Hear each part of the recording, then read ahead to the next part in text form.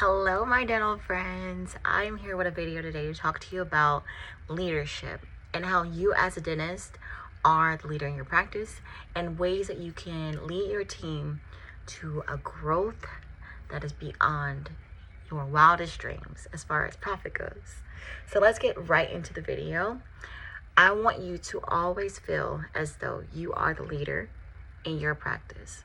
Why is that important? That's important because your license is on the line and also your reputation is on the line.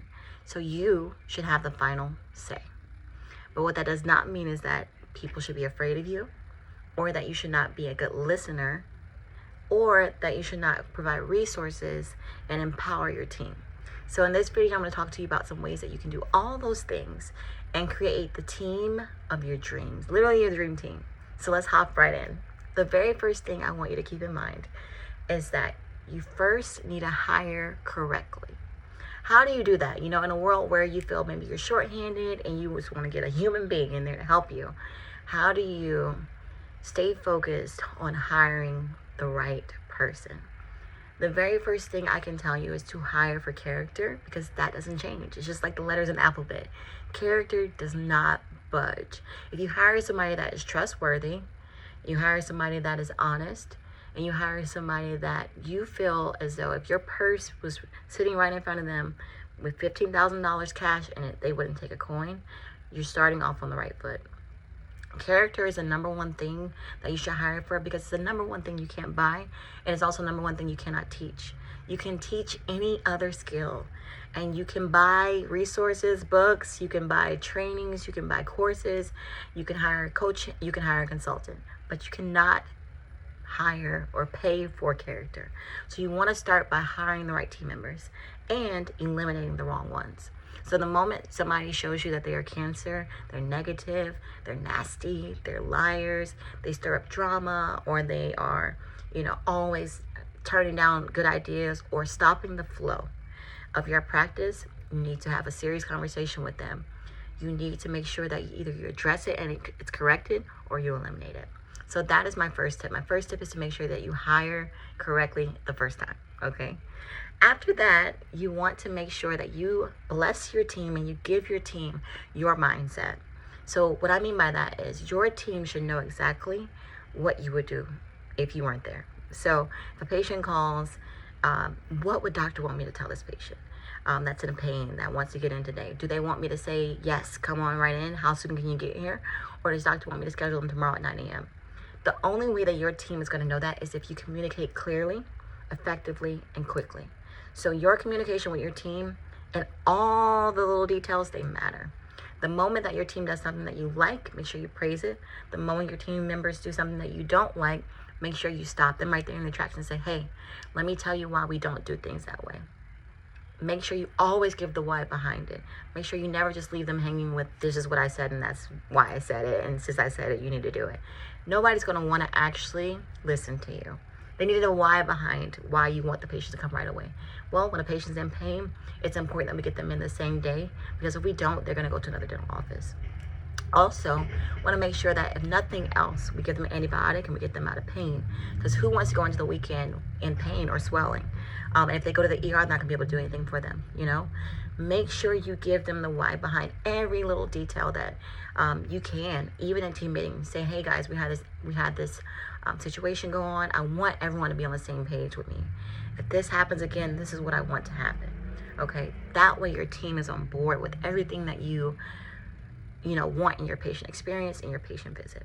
Now, with that being said, it's important that you still allow your team to use their brains. You want them to have your brain and your mind, but it's important that you still make them feel empowered enough to say, doctor, did you think about this? Your greatest asset is your team. They're on your side. They're fighting the same fights with you. They're seeing the same crazy patients or difficult patients that you're seeing. And they also can be your eyes and your ears, only if you allow them to. So just as if you walked into your kitchen, you turn the water faucet on, water's going to flow out. If you walk in your kitchen, you turn the water faucet off, water's going to stop. Even though there's millions of gallons of water that are right there at your disposal, it's up to you as, a homeowner to go and turn the water faucet on, and if you want to see water. Same thing goes for leadership. Your team is smart. They have human brains. They have thoughts and they have suggestions and they have ideas. It's up for you to make them feel comfortable enough to open up to you and say, hey, doctor, I have a great idea. Did you think about this? Hey, doctor, this patient complained about this. I want to make sure you're aware. That way we can make adjustments if needed. Hey, doctor, this is an issue and I have a good solution for you. So one thing that I love to reference when it comes to problems, so that you're not the only person in the clinic with your brain turned on, is when someone brings you a problem, make sure they bring you 2 to 3 solutions. And then you help them weed out the best solution and the reason why behind it. That's how you turn your team's brains on, and that's how you make your team smarter. Because yes, here's the problem, where's the solution? I always reference it to a sheet of paper. If there's a front of sheet of paper, there's a back of sheet of paper. So if there's a problem, there's a solution. You just have to look hard enough to find it. And you also have to know which solution is best and what's the result of the consequences if you don't follow through with the solution, right? After you give your team permission to use their brains and to give you good feedback and to be involved in team meetings and to be involved in team celebrations, birthdays, holidays, things like that, then the next thing you want to do is to care enough to listen. So what I mean by that is, if you have a team member from, let's say, 1 year to 20 years, the difference between the lifespan of having a team member and having turnover is your communication. Team meetings should not be the only way your team has access to communicate with you. The reason why is just like any other relationship. Let's say a marriage. Do you think a marriage will work if the only time that I was able to speak to my husband is when we were in a cafeteria setting? No, it's not going to work that way. It's not intimate enough. And it's not in a form or fashion where he can be transparent and honest with me about what's going on with him and his personal life, and as well as business, right? So same for you. I recommend maybe 10 minutes, 15 minutes every week. You need to check in with each of your team members. Hey, anything new? Tell me what's going on. I noticed that you were down today. Tell me a little about what's going on. You want to care enough to stop, to give your undivided attention, and to listen to each one of your team members. Also, do not skip reviews. You need to have them yearly, quarterly, or as needed. This will help you correct any deviation to your structure, your systems, your plans for your practice, your vision for your practice. Checking in and communicating with your team members is so, so very important. And lastly, I want you to feel comfortable with giving negative feedback. I don't want to say negative. Giving tough feedback. So what that means is, if your dental assistant has been told to do something, even once or twice, so it doesn't have to be like repeated, once or twice has been told to do something and they don't do it, make sure they know that you know that they're not doing it, and make sure that the next time that it's presented to them, that is completed correctly. The reason for that is because you have to care enough about your team member to make sure they get it right. If you are noticing someone's doing something wrong, you never correct it, but all you do is complain about it, that's not care, that's not love, and that's not going to work long term. What that's going to do is create resentment inside of you, and it's going to make them think that they've been doing it right the whole time. And then when you finally get the courage to say, you're not doing it right, this isn't going to work, they're going to say, I've been doing it like this the whole time and nobody's told me, right? They're going to feel as though they're trying their very best and it's just not good enough. Versus you showing them, this was wrong today, tomorrow I want you to correct that, and I'm going to check in with you, make sure it was right. People prefer to get it right than to be wrong consistently. No one is out to try to just come in and destroy the practice, right? But that's what happens when you don't get good at giving tough criticism and tough feedback immediately, like that day. Let's say, for example, a new patient comes in and they tell you, man, I don't know what's going on with your front desk, but today when I came in, I'm normally greeted with a smile, but I didn't get that today. My feedback or coaching to that front desk team member would be like, hey, Jill, let's go sit down and talk. Jill, I want to make sure that you're aware that your position in the practice is the face of the practice. When you come in, and when patients come in and they see you, they're expecting to get that bright smile from you. They're expecting to hear how their day is going. They're maybe even expecting to get a little small joke. And today, Mrs. Smith let me know that didn't happen. Can you share with me why that didn't happen? And then I would let Jill tell me what happened. Maybe she thought she was smiling, but she wasn't. Or maybe she had a bad phone call or a bad text message, whatever the case may be. But the very next thing I would tell Jill is, hey, You're in this role because I'm giving you the responsibility of being the face of my practice.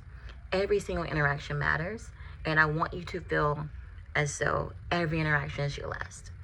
So tomorrow, or next week, when Miss Jill comes in, make sure you put a pop-up or a note on her account that when she comes in, you want to give her a warm welcome, and you want to make sure that you let her know that we're super excited to see her and we're thankful and grateful that she chose us. That would be my first level of communication with her, right? Let's say it happens again. Another patient comes in and says, Jill's just rude and nasty. That coaching and feedback would be totally different. Jill, I addressed this with you before and let you know that my patients come first. Their experience matters to me and to the vision of my practice. That's not happening at the front. The way I know that is because my patients are giving me feedback and they're letting me know that they're coming in and they're not feeling welcomed. At this point, I need to write you up for this because this is something that is vital to the health of the practice. And it's also going to prevent us from having bad Google reviews, which is super important. And then let's say it happens one more time. Jill needs to be repositioned. I'm a big fan of, this is the bus. Let's change the seat of the bus. We don't necessarily have to fire immediately. Let's change the seat. But Jill needs to feel the impact of her actions. If you're getting feedback and you're not acknowledging it, if you are getting patients' complaints and you're not taking it serious, that's on you. If a patient has enough courage to speak up, take it seriously, because other patients don't. So that means that there's been other people that have come in, gotten the same bad vibes from Jill and haven't had enough courage to say anything. And the few people that do have the courage to say anything, sometimes they're categorized as nitpicky or negative or difficult. But a lot of times your haters are your biggest way that you can improve, because sometimes what they're saying has a little bit of truth to it. So if you can take the negative out of what they have to say and implement the solution and and solve that problem for your patients, everybody will have a better experience, right? Then what you try to do is listen out for positive reinforcement that you have made improvements in the area. So the next few patients after I've repositioned Jill and I've gotten, Haley up there, I would check in with my patients. I would say, hey, we got a new face at the front. Tell me about how your experience was at check-in. And then really listen to your patients and make sure that they know that the way that they are interacting with your team matters. But then also go back to Haley and say today, in front of the team too, hey, today I got a great feedback that Haley, you're doing a great job at check-in. Something short and simple like that. Your team notices when you give them compliments and when you are able to say good job on this. So always look for the positive, always look for a way to cheer, always look for positive reinforcement before you look for negative reinforcement, right? Yes, there's a time and place to have those difficult conversations and make sure that team members know that they're not reaching the standard. But if you can catch someone doing something right, that's going to go further for you than if you continue to catch people that are doing things negative. As a leader, your job is to, 1, have a vision. 2, make sure that you have a plan in place to reach that vision daily. But then you have to also uphold the vision along the journey. So if you see your vision starting to dwindle down, if you see that patients are being cattled through, if you see that your team is not, especially when turnover happens, if your team is not well established in educating the patient and uncovering value behind your treatment, that you stop, you slow down. If you have to block off a column and say, we're going to get it right. We're going to do our new patients X, Y, Z the right way every time. And before we build our schedule back up. Because what will happen is you will start to get a bad reputation and not even know why. But it all starts with your leadership. It all starts with, first, making sure that you hire good people. You have to hire for character and personality, not necessarily skill. Because you can be very skilled and very negative. You can be very skilled and be very condescending and negative. So it's important that you hire for character. Then you want to make sure that you give your team your mind. Your team should know your mindset. They should know how you think. They should know the why behind your diagnosis. They should know the why behind everything that you do, from huddle to patient care to giving back to everything behind what you do. They should know the why. That way they're able to implement and be able to help you carry the load of your practice. That way you're not feeling like your brain is the only one turned on. You also must allow your team to think. A good leader will turn on and accelerate the brains in the room, and a bad leader will diminish the ideas that your team may bring up, and a bad leader will also make people feel dumb for bringing up different ideas that are opposed to yours. Consider other people's perspective, other people's viewpoints, because we're from different cultures. And quite frankly, I love when I come into a practice and patients are able to find themselves there. They're able to see a person of their descent. They're able to see a person of this descent, and vice versa. So your perspective may be, very real to you, but be open to other people's ideas and perspectives, because they may show you a blind spot that you have that you're not even aware that you had. Next, you want to make sure that you care enough to listen to your team. They should be your eyes and your ears when you're not around. They should be the ones that saying, "Doc, you forgot this." I want to make sure that we give that patient that prescription. "Doc, I think need a medical clearance. Let's not do that root canal today." We need to make sure that they're cleared from their physician. They should be your safety net, not the other way around. You shouldn't have to do all the thinking for your team. They should be very involved, but you have to care enough to listen and to take feedback very seriously from your team members, because they will tell you about yourself. They will, from time to time, be very real and honest with you about what they need from you.